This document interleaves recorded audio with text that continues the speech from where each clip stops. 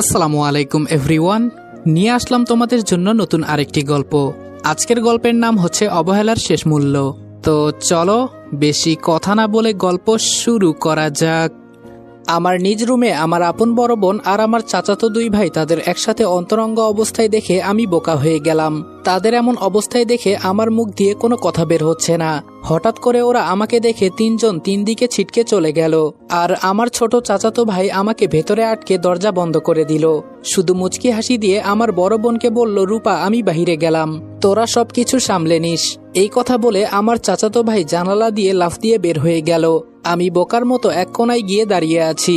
আমার বড় বোন কাপড় পরতে পরতে আমার চাচাতো ভাইকে বলল, তোমার ভাই তো চলে গেছে, এখন একে কি করব? আমার চাচাতো ভাই পাভেল রূপার কথা শুনে রেগে বলল, শালা সবকিছু নষ্ট করে দিল, এখন তুই বোঝ কি করবি। আমি রেগে রূপার সামনে গিয়ে জোরে একটা লাথি দিয়ে বললাম, ছি রূপা, তোর লজ্জা করে না নিজের আপন দুই চাচাতো ভাইয়ের সাথে এসব করতে? আর পাভেল, তোকে আমি ভালো ভাবতাম, আর তুই কুত্তার বাচ্চা তোর ভাইকে নিয়ে আমার বোনের সাথে নষ্টামি করিস, তোকে তো আমি ছাড়বো না। আমার রাগ দেখে রূপা আমার সামনে দাঁড়িয়ে বলল, দেখো রনি, আজকাল এসব ভাই বোনের মাঝে হলে কিছু হয় না, আর ও তো আমার আপন ভাই না। দেখ, তুই এসব কাউকে বলিস না, বিনিময়ে চাইলে তুইও আমার সাথে। রূপার কথা শুনে রাগে প্যান্ট থেকে বেল্ট খুলে রূপাকে ইচ্ছে মতো মারতে লাগলাম। পাভেল তাড়াতাড়ি আমার কাছে এসে আমাকে লাথি মেরে নিচে ফেলে দিল, আর পাভেল রূপাকে বলল, যদি বাঁচতে চাস তাহলে আমাকে হেল্প কর। এই কথা বলে পাভেল আমাকে মারতে লাগলো, আর রূপা ওকে সাহায্য করতে লাগলো। ওদের দুইজনের শক্তির সাথে আমি কোনো মতেই পেরে উঠতে পারছি না।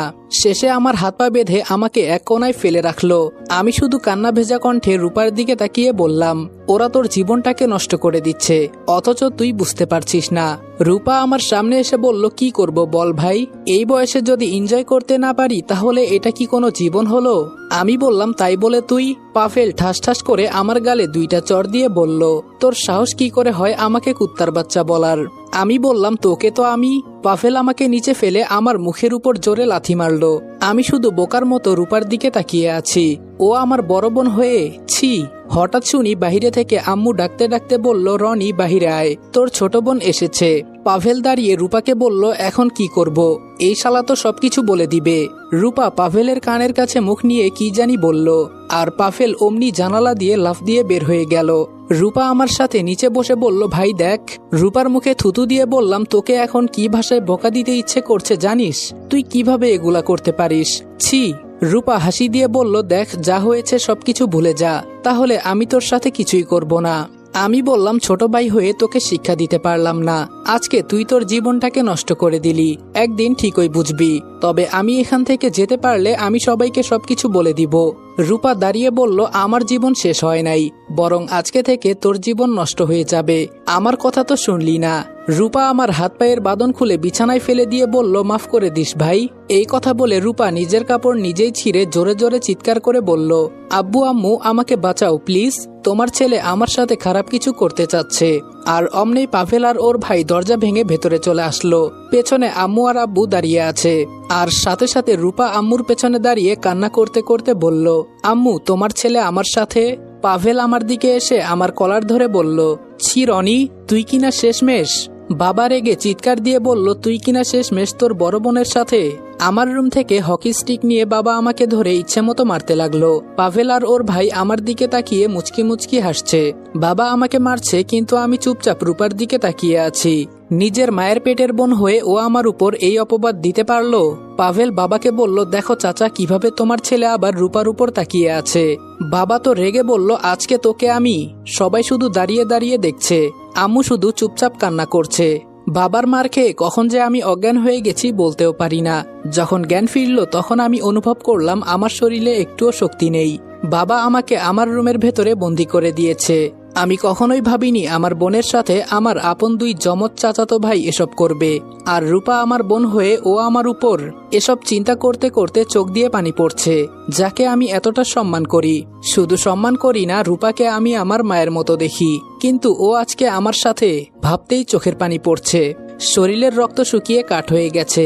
কোনো মতে দাঁড়িয়ে দরজার কাছে গেলাম, কিন্তু দরজা বাহির থেকে বন্ধ করা। শেষে কোনো উপায় না দেখে বিছানায় গিয়ে বসলাম।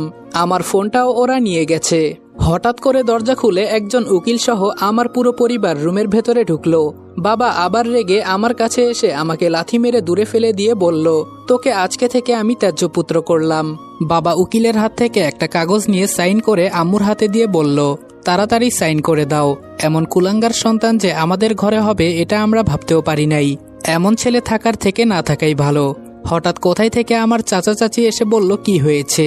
স্কুলে ছিলাম, পাভেল খবর দিয়ে বলল তাড়াতাড়ি নাকি বাসায় আসতে হবে। পাভেল ওর বাবা মাকে এক কোনায় নিয়ে সবকিছু বলে দিল।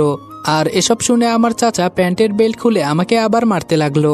আমাদের পরিবারের মাঝে আমার চাচার রাগ একটু বেশি। ছোট থেকে আমার চাচাকে আমরা অনেক বেশি মানি, আর চাচাও আমাদেরকে নিজের ছেলের মতো সেভাবে আগলে রাখে। কিন্তু এইসব কথা শোনার পর তিনি দাঁড়িয়ে না থেকে আমাকে অনেক বেশি মারে। হঠাৎ কোথায় থেকে আমার ছোট বোন মিষ্টি এসে চাচাকে আটকে বলল, বাদ দাও চাচা, ও মারা যাবে।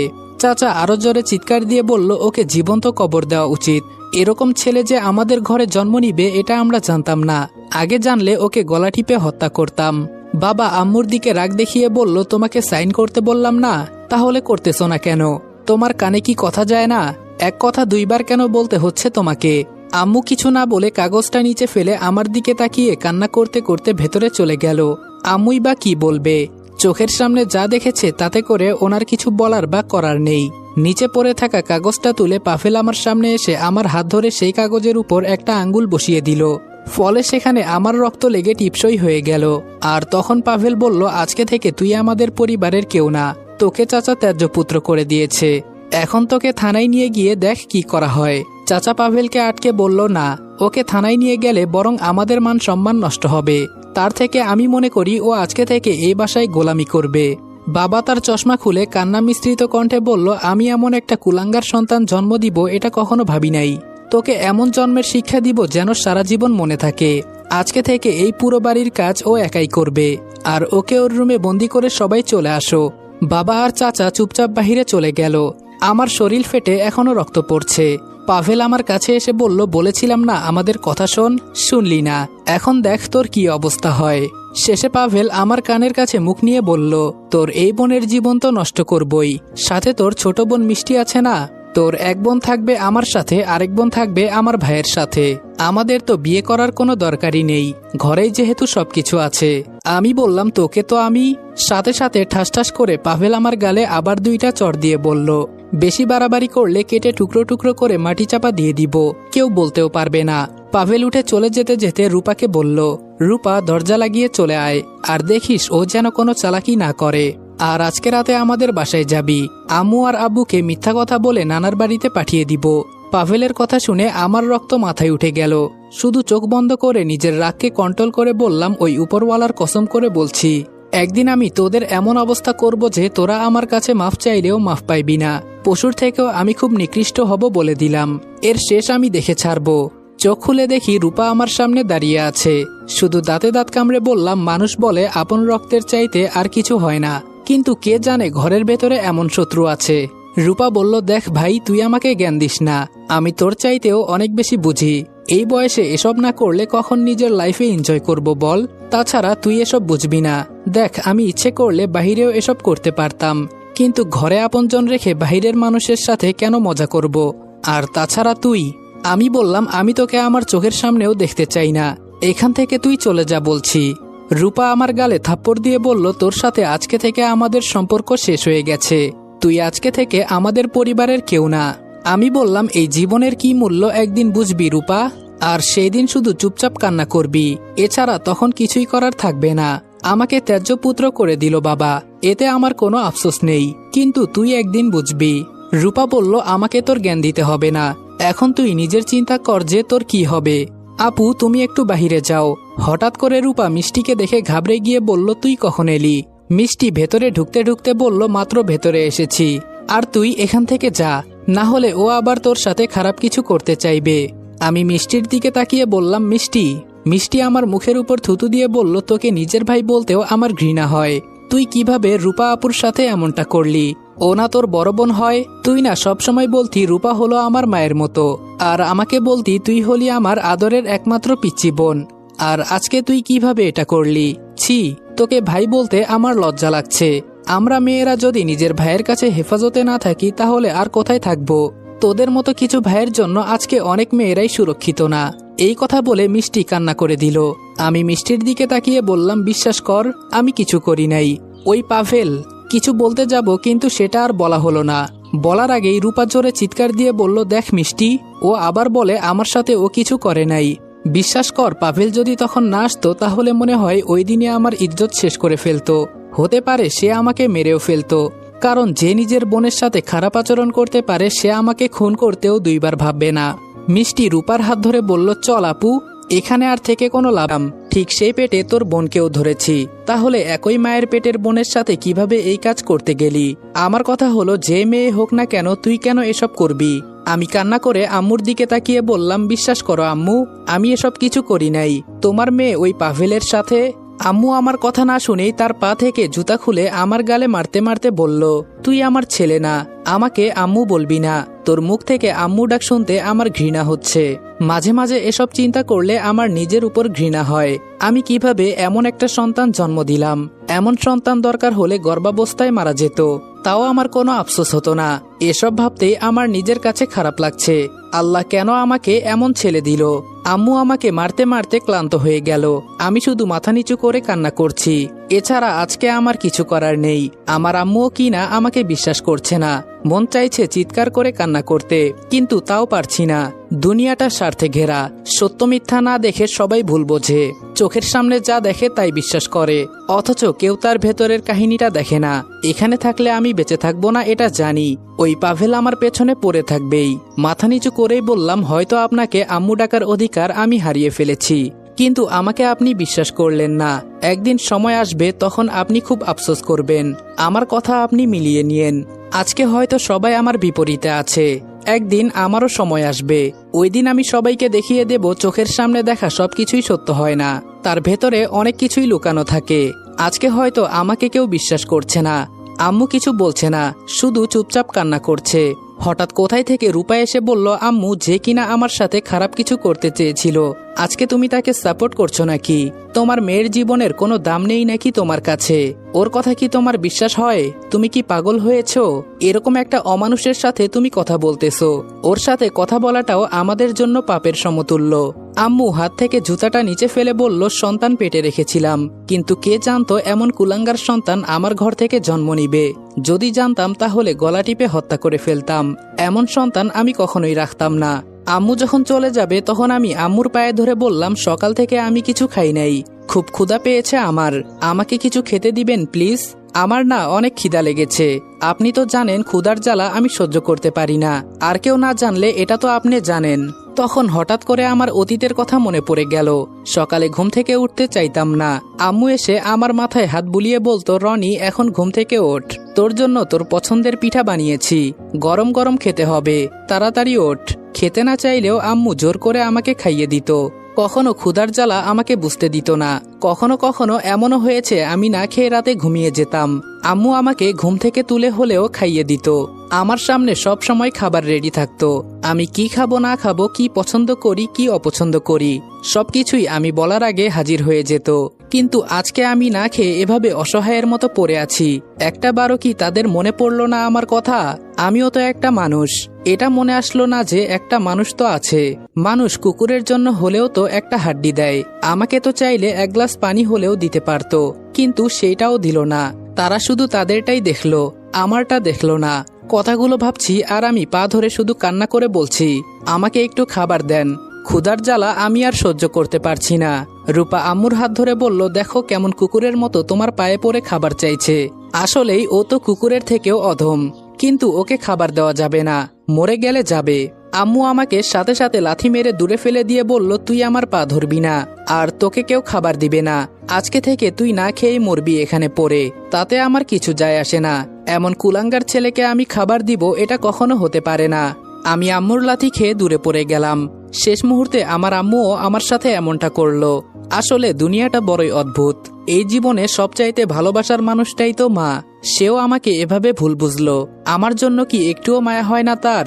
আম্মু রুম থেকে বের হয়ে যেতে যেতে বলল, রূপা ওকে বল এই বাসা থেকে চলে যেতে, এখানে ওর কোনো জায়গা নেই। ওকে তো আমরা ত্যায্যপুত্র করে দিয়েছি, ওর সাথে আমাদের পরিবারের কোনো সম্পর্ক নেই। আর এরকম একটা অমানুষ আমাদের বাসায় থাকতে পারে না। না জানি কোন দিন আমার অন্য মেয়েদের উপর ঝাঁপিয়ে পড়ে। অমানুষদের উপর তো আর কোনো বিশ্বাস নেই, তারা সময় পেলে যে কারো ক্ষতি করতে পারে।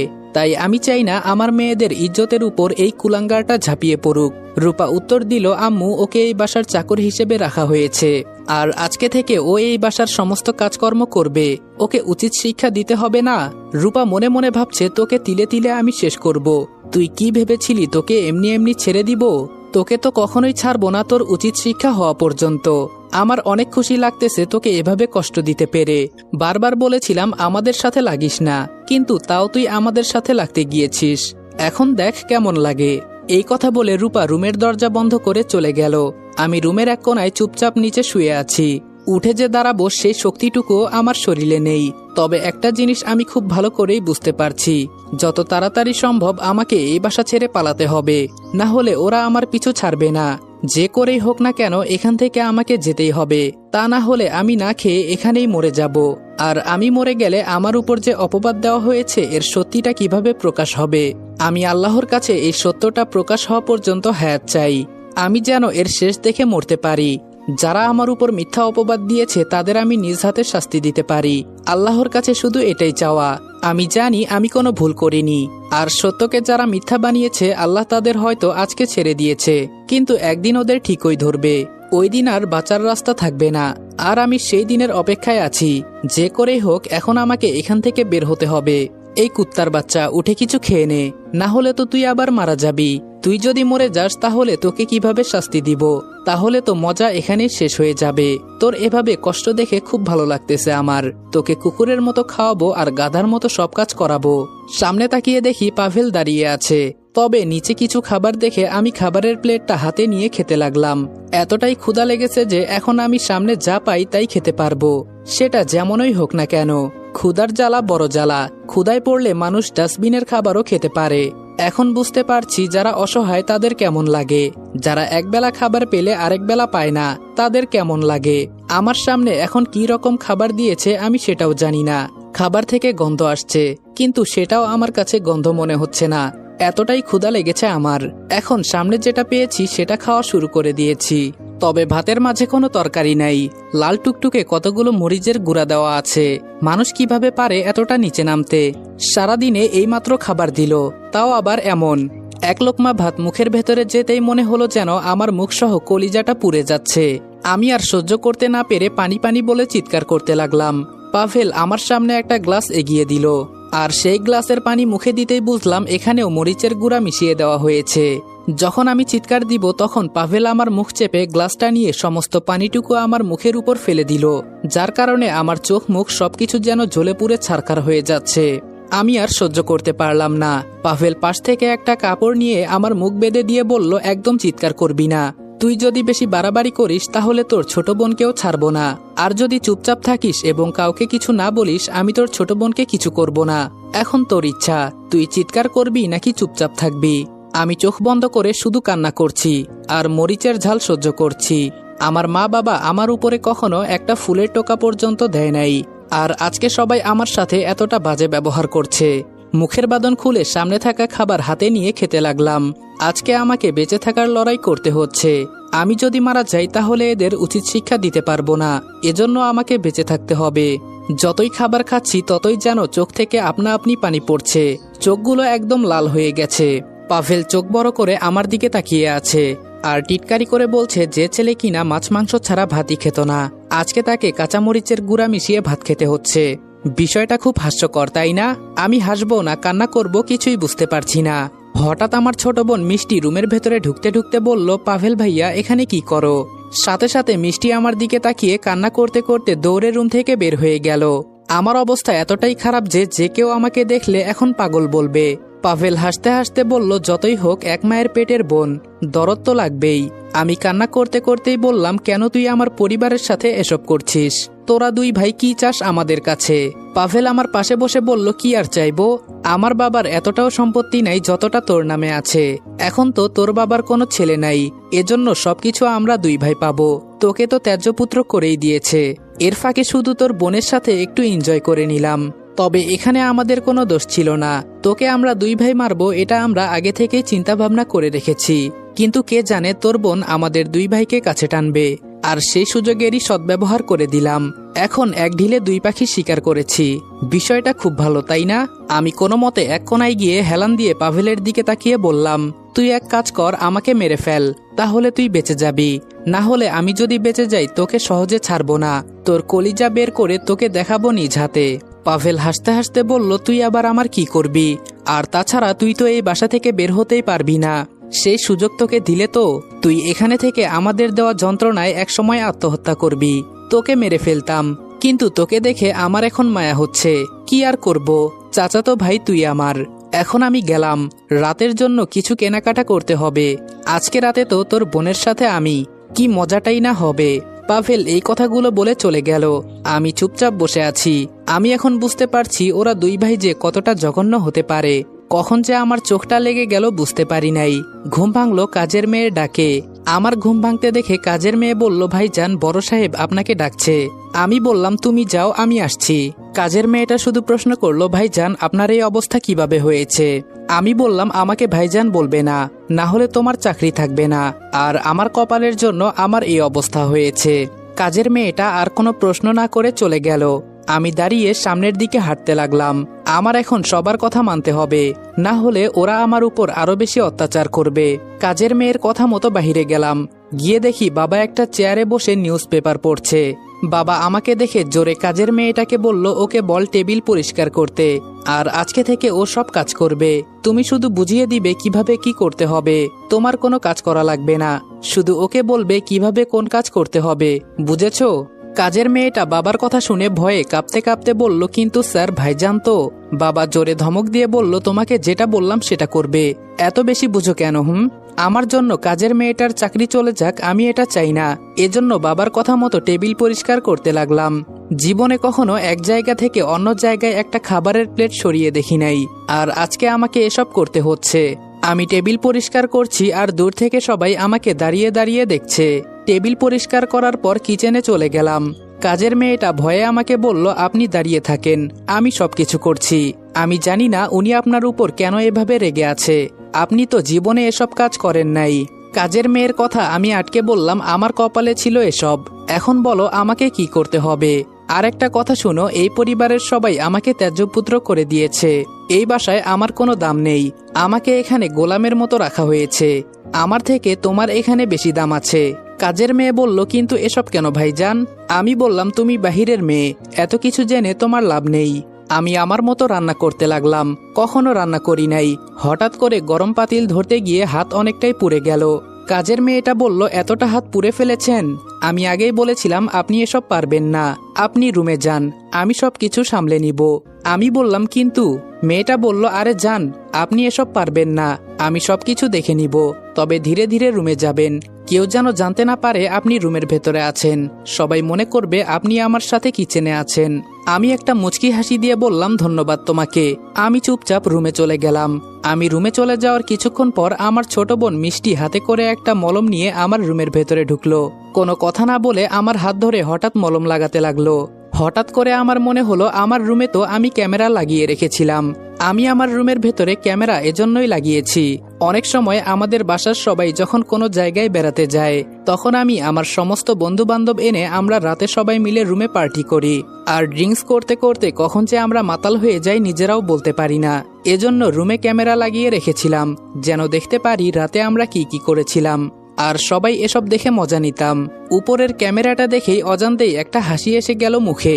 মিষ্টি আমার হাতে মলম লাগিয়ে যেই উঠে চলে যাবে, তখন আমি বললাম, আজকে রাতে আমি তোদের ছেড়ে অনেক দূরে চলে যাব, জানি না আর কখনো আসবো কিনা। আমাকে তো সবাই পরিবার থেকে আলাদা করে দিয়েছে, এখন আমি তোদের কিছু না। শেষ একটা অনুরোধ আমার, বড় ভাই হয়ে বলছি, তুই আমাকে বিশ্বাস কর। মাত্র 10 মিনিট সময় এখানে দাঁড়া, আমি তোকে সবকিছু সত্যি বলছি। মিষ্টি আমার দিকে কান্না দৃষ্টিতে তাকিয়ে বলল, তুই আর কি বলবি? তুই কিভাবে? আমি ওকে আর কোনো কথা না বলতে দিয়ে হাত দিয়ে ক্যামেরার দিকে ইশারা করে বললাম, বিশ্বাস কর আমি কিছু করি নাই, যা করেছে আমার বড় বোন আর আমার আপন চাচাতো 2 ভাই। আমার ক্যামেরায় হয়তো এসব রেকর্ড করা আছে, তুই আমাকে একটু সাহায্য কর, তাহলে দেখতে পারবি। মিষ্টি আমার দিকে তাকিয়ে কিছু বলল না। আমার কথা মতো ও কম্পিউটার ওপেন করে ভিডিওটা খুঁজতে লাগলো, আর অবশেষে মিষ্টি সেই ভিডিওটা পেয়ে গেল। ভিডিও দেখে আমার শরীরের লোম দাঁড়িয়ে গেছে, রাগে আমার চোখ মুখ লাল হয়ে গেছে। মিষ্টিকে সরিয়ে কম্পিউটার নিয়ে ভিডিওটা আমার ফোনে রেখে ওইটা ডিলিট করে দিলাম। মিষ্টির দিকে তাকিয়ে বললাম, এখন তো তুই আমাকে। মিষ্টি আমাকে আর কিছু বলতে না দিয়ে দরজা বন্ধ করে এসে আমার পায়ে পড়ে কান্না করতে করতে বলল, ভাই তুই আমাকে মাফ করে দে, আমি তোকে বিশ্বাস করি নাই, তোকে সবাই মিলে কত অপমান করেছে, তুই আমাকে প্লিজ মাফ করে দে। মিষ্টিকে নিচ থেকে তুলে বললাম, তুই আমার আদরের একমাত্র বোন, তোর মাফ চাইতে হবে না। আর আমাকে যে পরিস্থিতিতে ওরা ফেলেছে সেখানে সবাই ওদের কথা বিশ্বাস করবে। মিষ্টি বলল, তুই এখন এই ভিডিওটা আমাকে দে, আমি এটা দেখিয়ে প্রমাণ করে দিব আমার ভাই কিছু করে নাই। আর রূপা আপু কিভাবে এটা করলো, ছি, আমার ভাবতেও ঘৃণা হচ্ছে। ফোনটা হাতে নিয়ে মিষ্টির সামনে ভিডিওটা ডিলিট করে দিয়ে বললাম, যেখানে বাবা মা আমাকে বিশ্বাস করে নাই সেখানে এই ভিডিও দেখিয়ে লাভ কি? মিষ্টি বলল, এটা কি করলি ভাই, এই ভিডিওটা দিয়েই তো। আমি বললাম, এটা দেখালে কি হবে, ওরা আমাকে ত্যায্যপুত্র করে দিয়েছে, আর তুইও আমাকে ভাই বলিস না। মিষ্টি বলল, ভাই এভাবে বলিস না, তুই আমার একমাত্র ভাই, তুই ছাড়া আমার কে আছে বল। আমি মিষ্টির কপালে চুমু দিয়ে ওকে জড়িয়ে ধরে বললাম, রূপা কিভাবে আমার উপর এমন অপবাদ দিতে পারলো বল, ও তো আমার বড় বোন তাই না? মিষ্টি বলল, রূপা আপু যে এতটা নষ্ট হয়ে যাবে এটা আমরা আগে জানতাম না। আমি বললাম, মিষ্টি আমি আজকে রাতে চলে যাব, তবে তুই কাউকে এসব বলবি না, আমাকে প্রমিস কর। মিষ্টি বলল, না ভাই তুই কোথাও যাবি না, তুই একটু দাঁড়া আমি আসছি। এই বলে মিষ্টি দৌড়ে কোথায় যেন চলে গেল। আবার কিছুক্ষণ পর একটা প্লেটে কি যেন নিয়ে আসলো। মিষ্টি আমার সামনে খাবার রেখে বলল, আগে তোকে মরিচ দিয়ে খেতে দেখে আমার কলিজাটা ফেটে যাচ্ছিল, কিছু করতে পারি নাই তখন, নে এখন আমি তোকে নিজ হাতে খাওয়াবো। আমি বললাম, মিষ্টি এখন চলে যা, কেউ দেখলে সমস্যা হবে। মিষ্টি বলল, কি সমস্যা হবে, আমি তো আমার নিজের ভাইয়ের কাছে আছি, এতে কি হবে, আর যদি কিছু হয় আমি দেখে নিব, তোর বোন এখন বড় হয়েছে, সে এখন বুঝতে শিখেছে। আমি মিষ্টির হাতে খাবার খেতে লাগলাম। মিষ্টি বলল, ভাইয়া তুই কি সত্যি চলে যাবি? আমি বললাম, আমি এখানে থাকলে ওরা আমাকে মেরে ফেলবে, আমাকে বাঁচতে হবে, তুই আমাকে বল এসব কথা কাউকে বলবি না। মিষ্টি বলল, কিন্তু ভাইয়া। আমি বললাম, আমি যেটা বললাম সেটা বল। মিষ্টি বলল, হ্যাঁ বলবো না ভাইয়া, কিন্তু সবাই যে তোকে ভুল ভাবছে। আমি বললাম, সমস্যা নেই, ওদেরকে ভাবতে দে, আর যত দ্রুত সম্ভব তুই দেশের বাহিরে চলে যা, না হলে ওরা তোর সাথেও খারাপ কিছু করবে। মিষ্টি রেগে বলল, আমি ওদের দেখে নিব। আমি বললাম, দেখ বোন, মাথা গরম করিস না, ওরা ছেলে মানুষ, তুই ওদের সাথে কিছু করতে পারবি না, আমি যেটা বললাম সেটা কর, ওখানে গিয়ে মনোযোগ দিয়ে পড়াশোনা কর। মিষ্টি বলল, আর তুই? আমি বললাম, আমি কোনো একদিন এখানে ফিরে আসব। মিষ্টি আমার মাথায় হাত রেখে বলল, আমাকে ছুঁয়ে কসম কেটে বল। আমি বললাম, হ্যাঁ বোন আমি ফিরে আসব, তুই কোনো চিন্তা করিস না। ফোনটা বের করে সাজিদকে কল দিলাম। সাজিদ কল ধরে বলল, আমি তোর বাসায় আসতেছি। আমি বললাম, তোর আশা লাগবে না, আমি আজকে রাতে বাসা থেকে পালিয়ে চলে আসব, তুই একটা কাজ কর। সাজিদ বলল, হ্যাঁ বল। আমি বললাম, আমার বড় বোন রূপাকে কিডন্যাপ করবি, আর ওকে এমন ভাবে মারবি যেন এক সপ্তাহ বিছানা থেকে উঠতে না পারে, একটা হাত ভেঙে দিবি। সাজিদ বলল, কিন্তু রনি এসব কেন, ওকে অন্যভাবেও তো শাস্তি দেওয়া যায়। আমি বললাম, দেখ আমি তোকে পরে সবকিছু বুঝিয়ে বলবো, আমি যেটা বললাম তুই সেটা করতে পারবি না? সাজিদ বলল, রনি আমি পারবো, তুই কোনো চিন্তা করিস না, আর ওরা তোর সাথে তো কিছু করে নাই। আমি বললাম, অনেক কিছু করেছে, এজন্যই তো আমি পালিয়ে আসব। যারা আমাকে ত্যায্যপুত্র করে দিয়েছে তারা আমার সাথে কি কি করতে পারে একবার ভাব তুই। সাজিদ বলল, ওদের তো আমি দেখে নিব। আমি বললাম, তোর কিছুই করতে হবে না, আমি সবকিছু দেখে নিব, তোকে যেটা বললাম পারবি তো? সাজিদ বলল, আমন। মিষ্টি বলল, হ্যাঁ ভাইয়া বলো। আমি বললাম, রূপা যদি কয়েকদিন হাসপাতালে অসুস্থ অবস্থায় থাকে, আর তুই এই সুযোগে ওর বিয়ের বিষয়ে বাবা মাকে বলবি, না হলে অন্যভাবে কোনো একটা ব্যবস্থা করবি, ওকে আমাদের এখন তাড়াতাড়ি বিয়ে দিতে হবে। মিষ্টি বলল, ভাইয়া এখন ওকে বিয়ে দেওয়া ঠিক হবে না, পরেও বিয়ের পরেও এসব করে বেড়াবে, আর একটা সংসার খুব তাড়াতাড়ি ভেঙে যাবে। আমি বললাম, তাহলে আমরা আর কি করব? মিষ্টি বলল, যেভাবে চলছে চলতে দে, একদিন সময় হলে ও নিজেই বুঝবে। আমি বললাম, কিন্তু ও তো আমাদের বড় বোন, আমি তো ওকে এই অবস্থায় দেখতে পারবো না। মিষ্টি আমার কথা শুনে হাসতে হাসতে বলল, কাকে তুই বড় বোন বলিস, যে কিনা তোর উপর মিথ্যা অপবাদ দিতে একটুও ভাবে নাই, ও কিভাবে এটা করতে পারলো বল? ও তো আমাদের একই মায়ের পেটের বোন, কেন এমন করলো বল? হঠাৎ শুনি দরজায় কে জানি কড়া নাড়ছে। আমি একটু ঘাবড়ে গিয়ে বললাম, এখন কি হবে? মিষ্টি আমাকে ধমক দিয়ে বলল, তুই চুপ থাকতো, এত চিন্তা করিস না, আর তুই আমার বড় ভাই, কে কি বলল সেটা আমি দেখে কি করব? মিষ্টি দরজা খুলে দেখে আম্মু দাঁড়িয়ে আছে। আম্মু তাড়াতাড়ি মিষ্টিকে জড়িয়ে ধরে বলল, মা ও তোর সাথে কিছু করে নাই তো? ওর মতো পশু না জানি আর কি কি করতে পারে। এই কথা বলে আম্মু মিষ্টিকে ছেড়ে আমার কাছে এসে আমার গালে জোরে চড় দিয়ে বলল, তোর সাহস কি করে হয় এখন আবার আমার ছোট মেয়ের উপর নজর দিস? মিষ্টি আম্মুকে আটকে বলল, ছি আম্মু, তোমার লজ্জা করে না এসব বলতে? ও আমার ভাই হয়। আম্মু মিষ্টির দিকে তাকিয়ে বলল, ও তোর বোনের সাথে? মিষ্টি আম্মুকে থামিয়ে দিয়ে বলল, বাহ আম্মু বাহ, আমার ভাইকে তুমি এই চিনলে, যে কিনা রূপা আপুকে মায়ের মতো দেখে, আর আজকে তার বিরুদ্ধে এসব বলে ওকে শাস্তি দিচ্ছ। আমি মিষ্টিকে বললাম, থাক মিষ্টি, বাদ দে এসব, তুই এখান থেকে যা। মিষ্টি জোরে চিৎকার দিয়ে বলল, আমি এখানে সবকিছু ভিডিও করেছি, তোমরা বাহিরে গিয়ে লাইভ দেখো। একজন ভাই তার বোনকে কেমন ভালোবাসে তোমরা তাই দেখো। আমার আজকে বলতেও লজ্জা হয়, আমি আমার ভাইয়ের সাথে থাকলে সবাই আমাকে সন্দেহ করে। একজন বোন তার ভাইয়ের কাছে এতটাই নিরাপদ যেটা বলার বাহিরে। আর রূপা আপুর কথায় তোমরা আমার ভাইকে ত্যায্যপুত্র করলে না? ঠিক আছে, একদিন ঠিকই বুঝবে তোমরা। এখন তুমি এখান থেকে যাও, আমার ভাইয়ের সাথে আমার কিছু কথা আছে। আম্মু এবার আমার দিকে তাকিয়ে বলল, কিন্তু? মিষ্টি রেগে গিয়ে বলল, সবকিছু ভিডিও করেছি, বাহিরে গেলেই দেখতে পারবে। তোমরা তো আর আমার ভাইকে বিশ্বাস করো না। আমাদের দুই ভাই বোনকে দয়া করে বিরক্ত করবে না। আর তোমার বড় মেয়েকে একদিন জিজ্ঞেস করিও তার ভাই কি সত্যি তার সাথে খারাপ কাজ করেছে। মিষ্টি আম্মুকে রুমের বাহিরে দিয়ে দরজা বন্ধ করে আমার কাছে এসে আমাকে জড়িয়ে ধরে কান্না করতে করতে বলল, গাইস, তোমরা কি জানো আমি ওয়ানেক্সে গেম খেলার মাধ্যমে প্রতিদিন টাকা আয় করি? এই আইপিএল এ তোমাদের পছন্দের টিমের উপর বাজি ধরে তোমরাও যদি আমার মতো টাকা আয় করতে চাও, তাহলে এখনই গুগলে ওয়ানেক্স সার্চ করে অফিসিয়াল ওয়েবসাইটে গিয়ে রেজিস্ট্রেশন করো। আর রেজিস্ট্রেশনের সময় যদি আমার দেওয়া special promo code RED18 use করো, তাহলে অসংখ্য বোনাস এবং ফ্রি স্পিন পেয়ে যাবা। আর ওয়ানেক্স কিন্তু একটা ইন্টারন্যাশনাল লাইসেন্সকৃত প্ল্যাটফর্ম এবং সবচেয়ে বিশ্বস্ত। এখানে তোমরা ক্রাশ ক্রিস্টালের মতো গেম খেলে সহজেই টাকা আয় করতে পারবে এবং বিকাশ নগদের মতো সকল মোবাইল ব্যাংকিং অ্যাপের মাধ্যমে সহজেই তোমরা তোমাদের জেতা টাকা তুলতে পারবে। আর 24 ঘন্টা 7 দিন কাস্টমার সাপোর্ট সুবিধা তো রয়েছেই। তাই আমি এটা ব্যবহার করে আমার রেগুলার হাত খরচের টাকা আয় করি, তোমরাও ট্রাই করে দেখতে পারো। ওই রূপার জন্য আজকে এই অবস্থা তোর, ওকে আমি ছাড়বো না। মিষ্টির মুখ ধরে বললাম, এই দিকে তাকা। মিষ্টি বলল, হুম বল। মিষ্টির চোখের পানি মুছে বললাম, ছোট থাকতে তোকে কত কোলে নিয়েছি, তুই আমার কোলে কতবার হিসি করে দিয়েছিস জানিস? মিষ্টি আমার মুখ ধরে বলল, ভাইয়া এসব এখন বলা লাগে? আমি তো এখন বড় হয়েছি, তাই না? আমি বললাম, কে বলেছে তুই বড় হয়েছিস? তুই এখনো আমার কাছে সেই ছোট একটা বাচ্চা, আমার লক্ষ্মী বোন। এবার মিষ্টি আবেগের বশে কান্না করে আমাকে শক্ত করে জড়িয়ে ধরে বলল, কেন রূপা আপু তোর সাথে এমনটা করলো? ও কি আর এমন ভাই অন্য কোথাও পাবে? কেন এমন করলো? আমি মিষ্টির চোখের পানি মুছে বললাম, অনেক হয়েছে, এখন আর কান্না করিস না। মিষ্টির হাতে আমার ফোনটা দিয়ে বললাম, আজকে থেকে এটা তোর, আমি তোকে এটা গিফট করে দিলাম। আর আমার অ্যাকাউন্টে 1 লাখের মতো টাকা আছে, এটা আমার জমানো টাকা, সবটা তোকে দিয়ে দিলাম। পাসওয়ার্ড তোর নাম দিয়ে, টাকা তুলে তোর দরকার মতো খরচ করে নিস। আর আজকে রাতে আমি এখান থেকে চলে যাব। মিষ্টি বলল, না ভাইয়া, আমার এসব কোনো কিছুর দরকার নেই, তুই এখানেই থাকবি, আমি দেখব তোকে কে কি করে। আমি বললাম, আমি তোকে কোনো ঝামেলায় ফেলতে চাই না, আর আমাকে ছুঁয়ে কসম করে বল তুই কখনো এসব।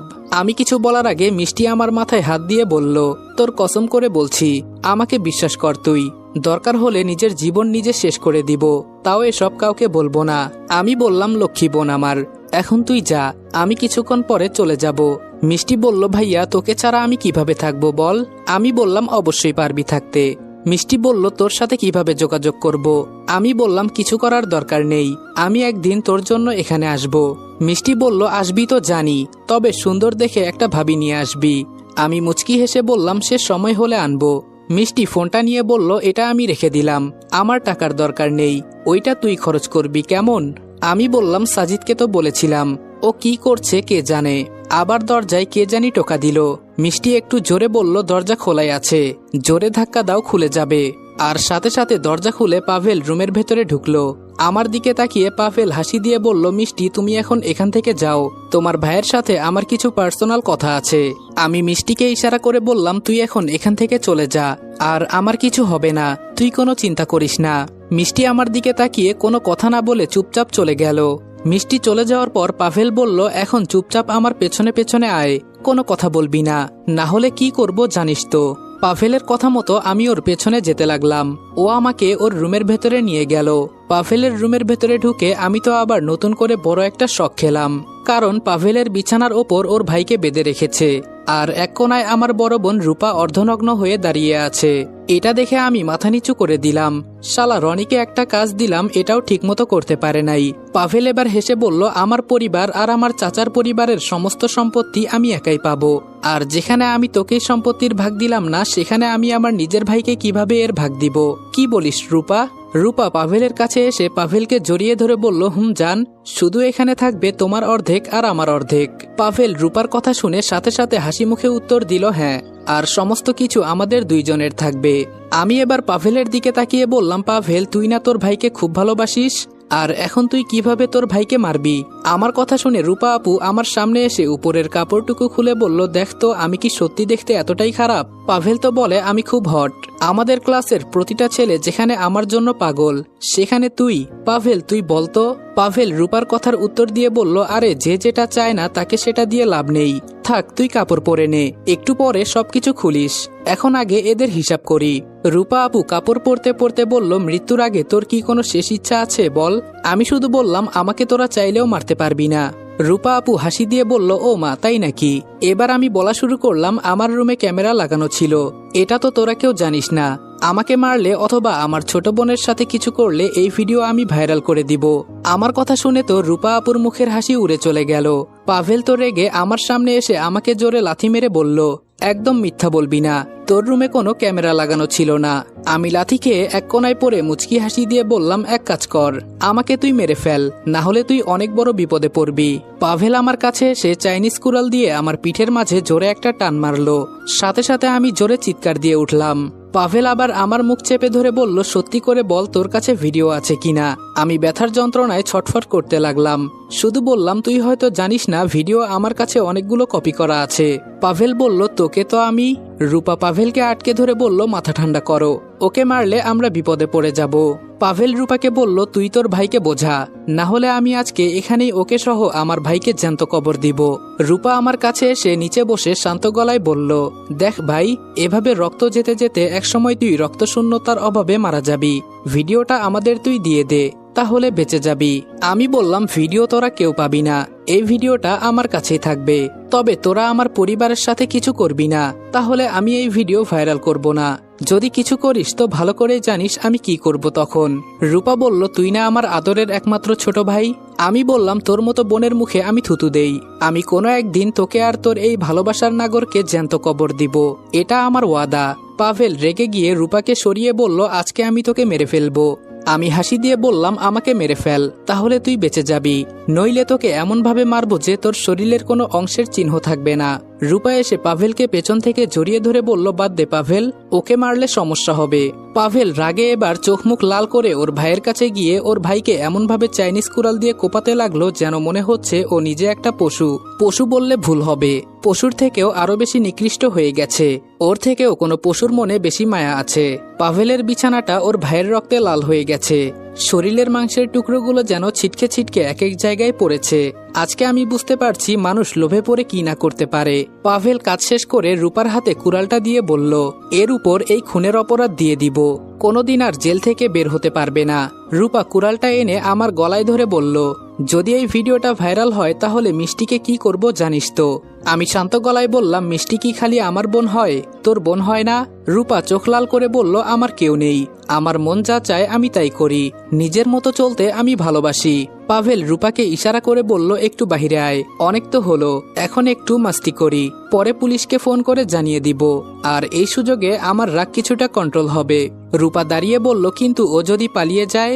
পাভেল রূপার হাত ধরে আমার দিকে একবার তাকিয়ে রুমের বাহিরে যেতে যেতে বলল, ও কিছুক্ষণ পর রক্তশূন্যতায় এমনি অজ্ঞান হয়ে যাবে, ওর পালানোর শক্তি থাকলে তো পালিয়ে যাবে। এই বলে পাভেল আর রূপা রুমের বাহিরে চলে গেল। হঠাৎ করে আমি লক্ষ্য করলাম বিছানার উপরে একটা ক্যামেরা রাখা আছে, আর পাশে পাভেলের ফোনটা রাখা আছে, তার মানে পাভেল সবকিছু রেকর্ড করেছে।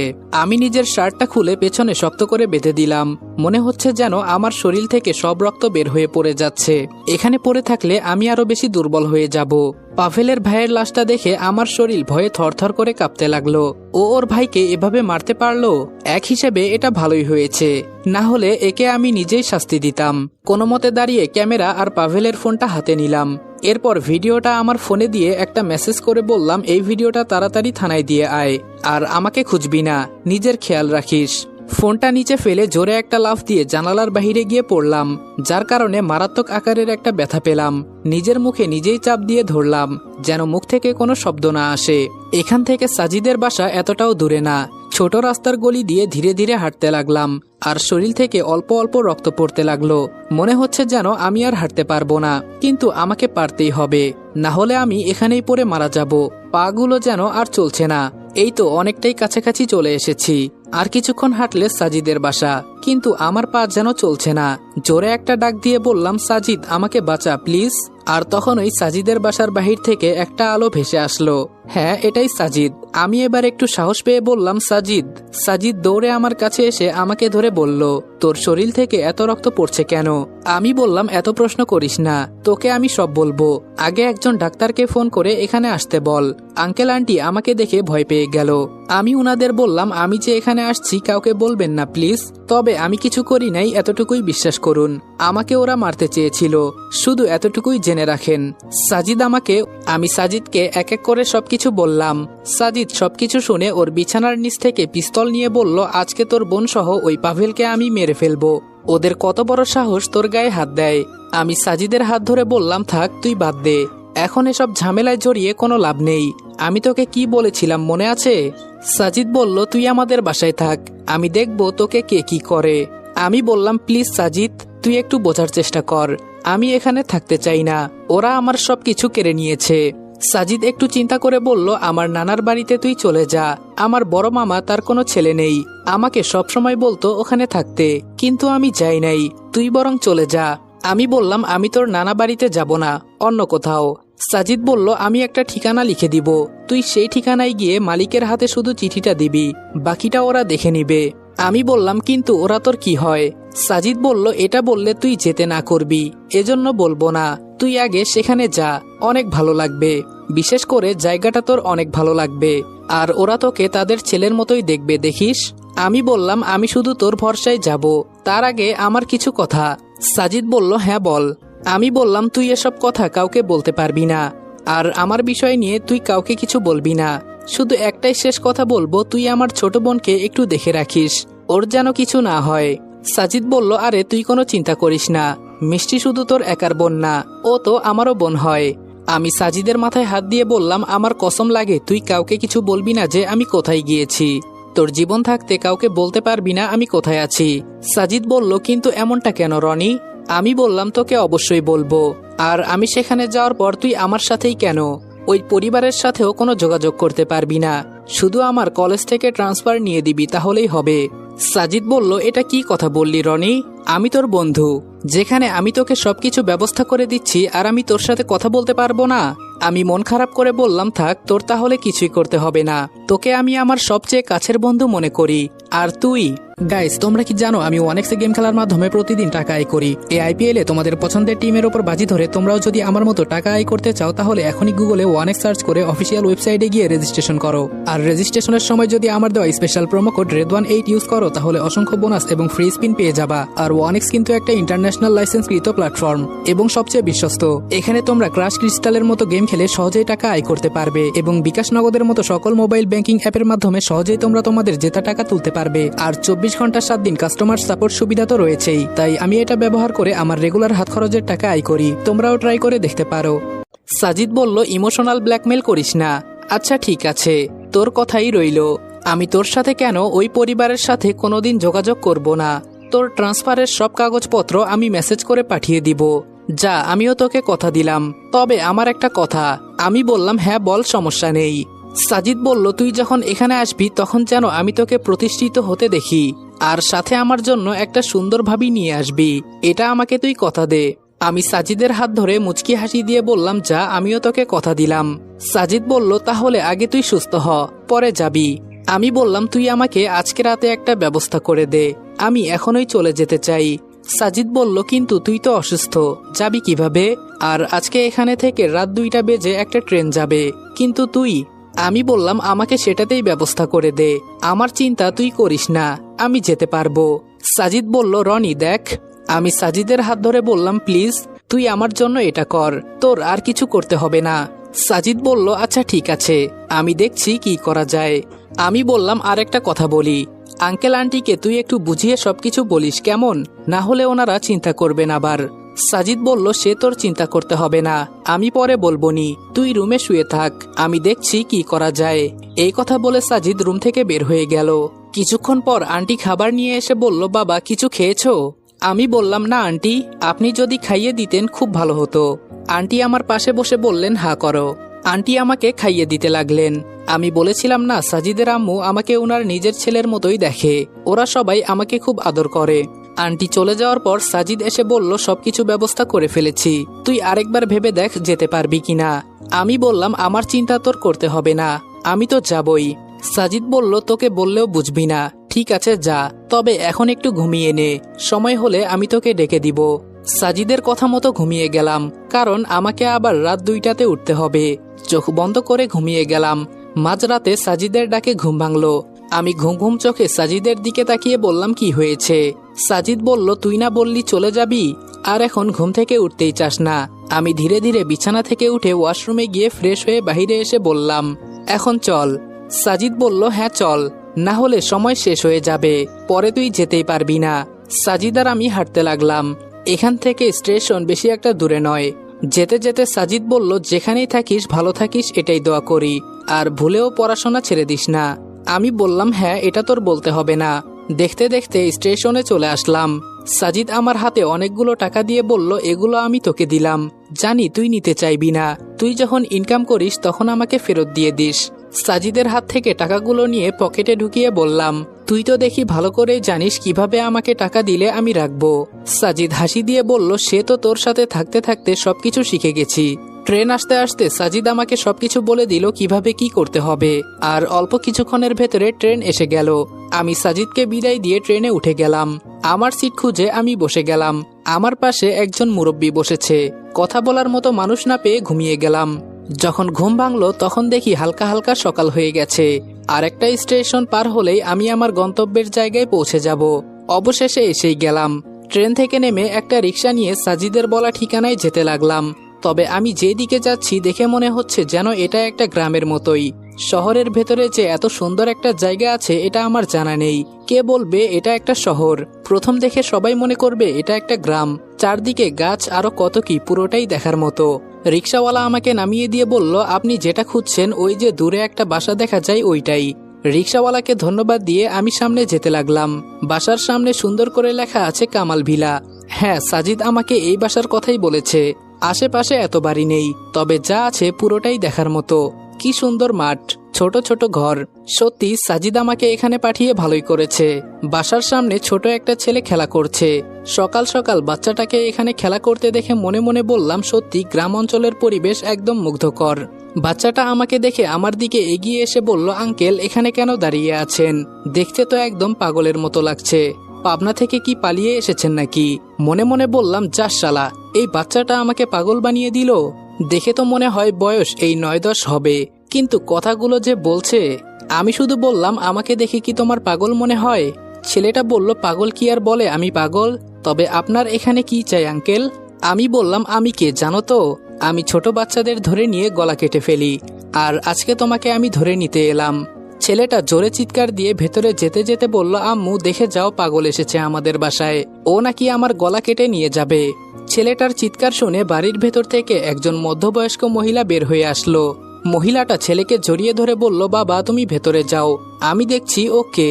ছেলেটা ভয় পেয়ে বলল, আম্মু তুমি ওর কাছে যাবে না, ও তোমার গলা কেটে নিয়ে যাবে। আমি ছেলেটার কথা শুনে মনে মনে হাসছি। মহিলাটা ছেলেটাকে ভেতরে পাঠিয়ে আমার কাছে এসে বলল, কি চাই এখানে, আর তুমি কে? আমি আন্টিকে সালাম দিয়ে বললাম, ভালো আছেন আন্টি? আন্টি বললেন, হ্যাঁ বাবা আমি ভালো আছি, কিন্তু তুমি কে? তোমাকে তো চিনলাম না। আমি বললাম, এটা কামাল আঙ্কেলের বাসা না? আন্টি বললেন, হ্যাঁ তুমি ঠিক ঠিকানাতেই এসেছো, কিন্তু আমি তো তোমাকে চিনতে পারলাম না। আমি আন্টির হাতে চিঠিটা ধরিয়ে দিয়ে বললাম, এটা একটু পড়েন কষ্ট করে। আন্টি আমার কথা শুনে চিঠিটা পড়ে একটা হাসি দিয়ে বলল, সাজিদের বুদ্ধি আছে বলতে হবে, ভেতরে চলো। আমি আন্টির পেছন পেছন ভেতরে চলে গেলাম। ভেতরে গিয়ে আমি তো পুরাই বোকা হয়ে গেলাম। কি সুন্দর একটা পরিবেশ ভেতরে, দেখে যেন মন জুড়িয়ে গেল। হঠাৎ কোথায় থেকে একটা ছেলে এসে বলল, খালা এই কি সেই ছেলে যার সবকিছু কেটে ফেলেছে? ছেলেটার কথা শুনে আমি তো লজ্জায় পড়ে গেলাম। কি বলছে এই ছেলে? ওর কি মাথা খারাপ হয়ে গেছে? আন্টি আমার দিকে তাকিয়ে হেসে বলল, বাবা কিছু মনে করো না, ও আসলেই সবকিছু সংক্ষেপ আকারে বলে। আর ও হলো রহিম, আমাদের বাসার ড্রাইভার ও কাজের ছেলে। আসলে সাজিদ ফোন করে বলেছে তোমাকে নাকি কে মারতে চেয়েছিল, দেখি কোথায় কেটেছে। আমি হাসি মুখে বললাম, থাক আন্টি, বাদ দেন। আবার সেই পিচ্চি ছেলেটা আমাদের সামনে এসে ওর মাকে বলল, আম্মু তুমি এই পাগল আঙ্কেলকে বাসার ভেতরে কেন নিয়ে এসেছো? আন্টি বললেন, যাও বাবা, ভেতরে গিয়ে খেলা করো।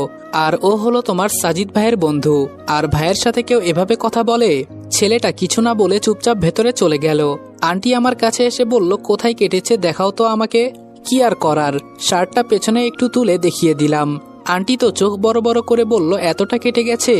আর তুমি এই অসুস্থ শরীর নিয়ে? আমি আন্টিকে থামিয়ে বললাম, থাক আন্টি, বাদ দেন, সবকিছু ঠিক হয়ে যাবে। আপনি আমার একটু। আন্টি আমার কথা আটকে দিয়ে বলল, আজকে থেকে তুমি এখানেই থাকবে।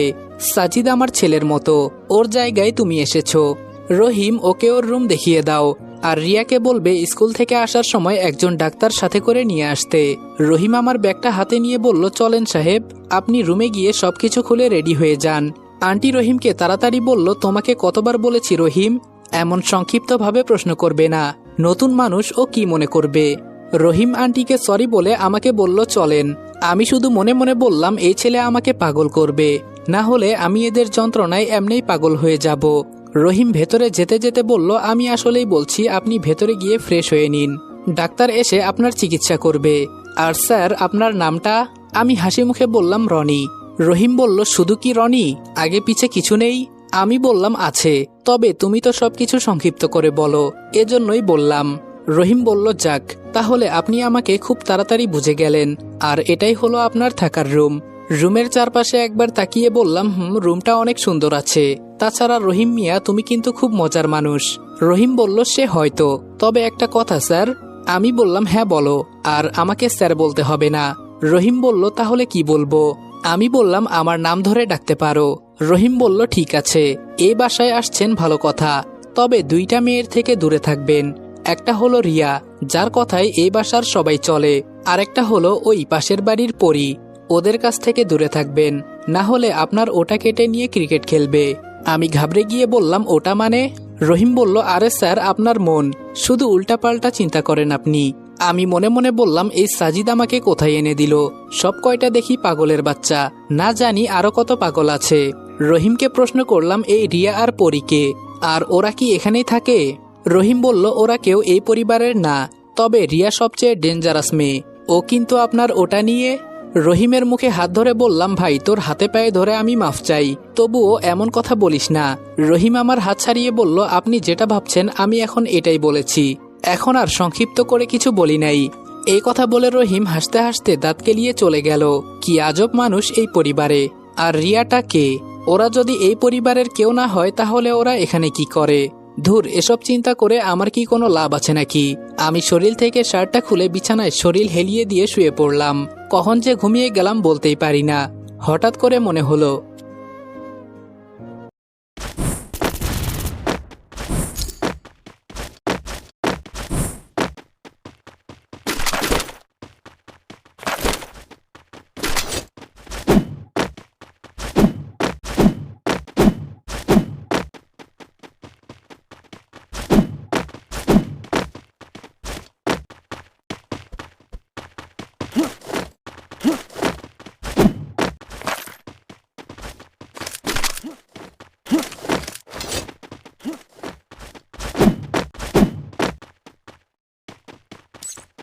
Help me!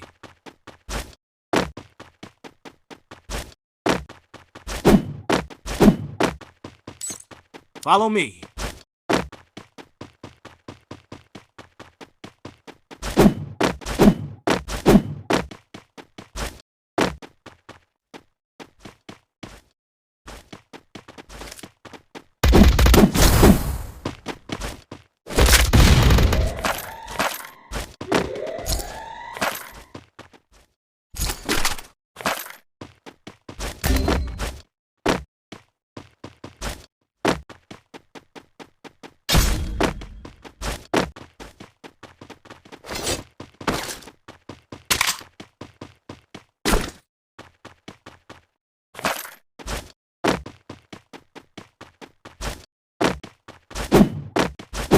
Head there.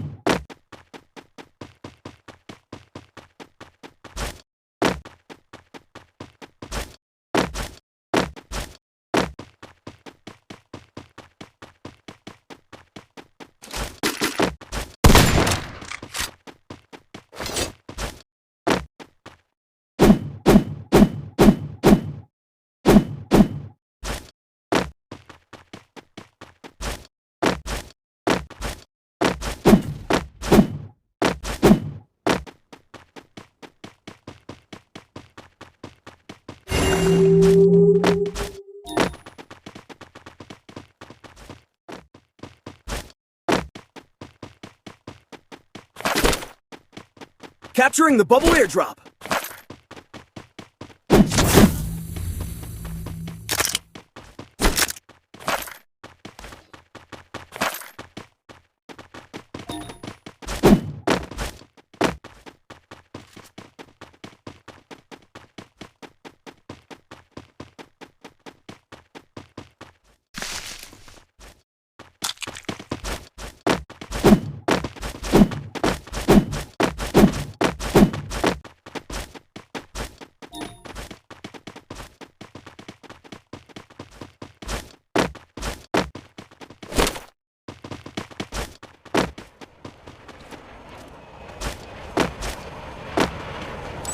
Follow me.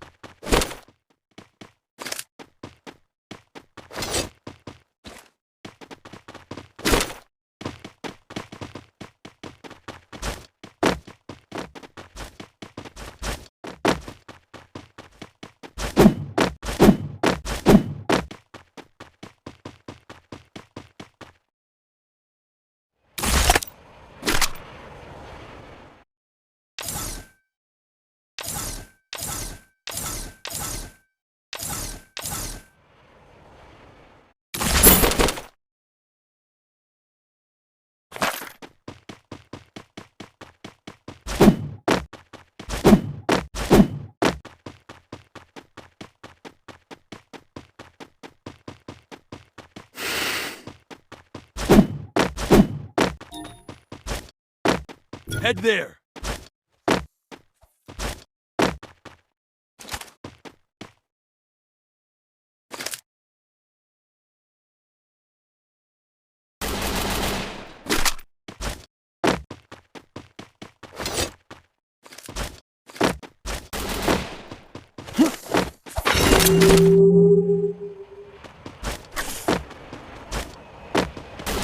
Follow me. Resources here.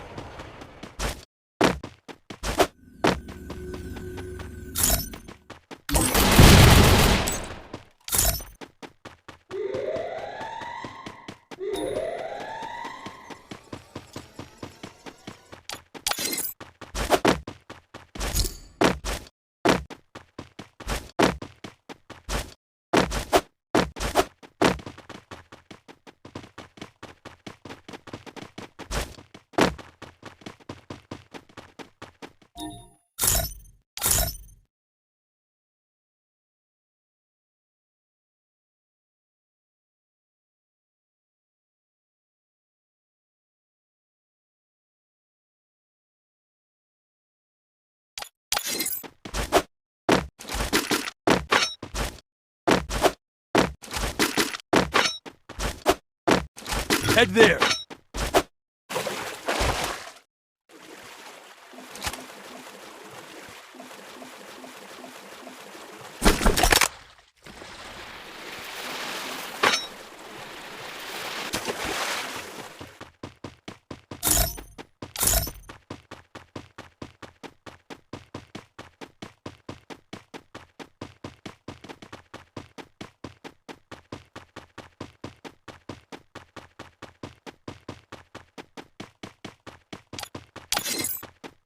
Head there. Group up at my location. Follow me.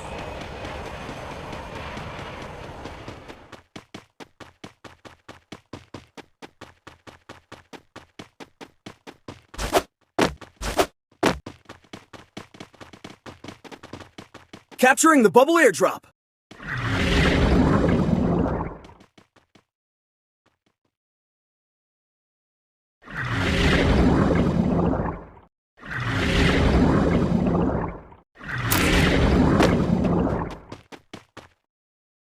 Head there.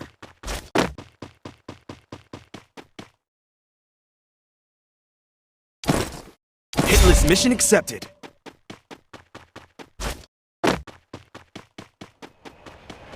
Enemy spotted afar.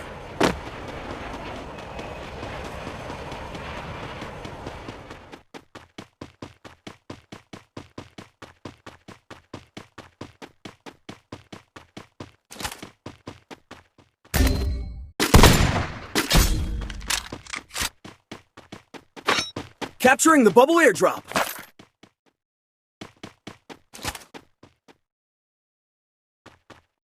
Spotted afar.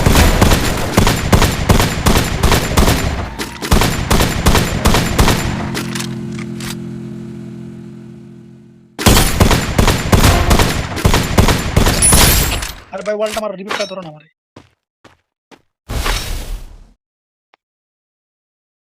Thanks.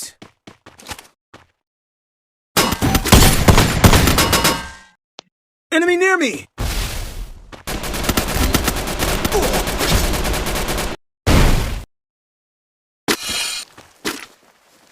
Enemy spotted.